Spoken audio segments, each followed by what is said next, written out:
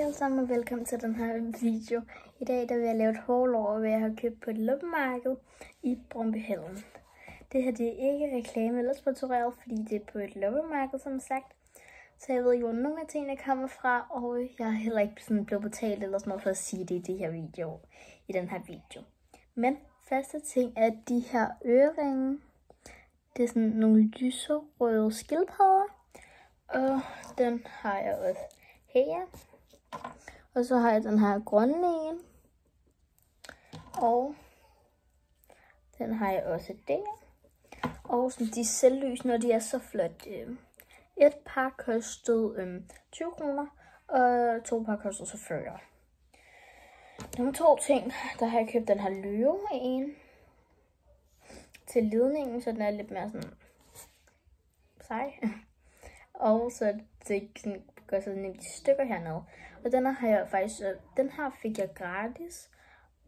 Eller jeg fik faktisk begge gratis, fordi jeg fik også en pindsvin. Men den kan jeg ikke lige finde. Men det er fint nok, fordi jeg har den her, så har jeg et pindsvin. Og dem fik jeg så helt gratis. Det var meget sødt. Men jeg har også fået den her. En lille sådan hård klemme.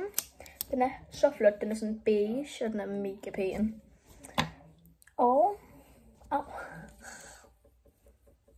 mit hår sidder lige fast i den.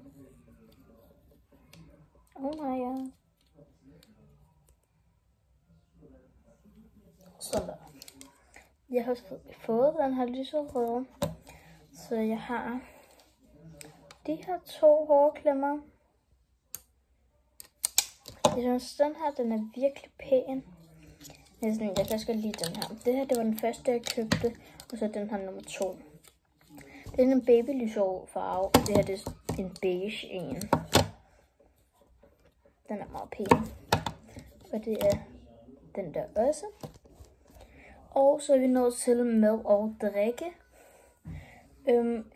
Jeg har ikke rigtig købt noget mad. Fordi sådan, jeg havde fået sådan frokost, og jeg har lige fået aftensmad.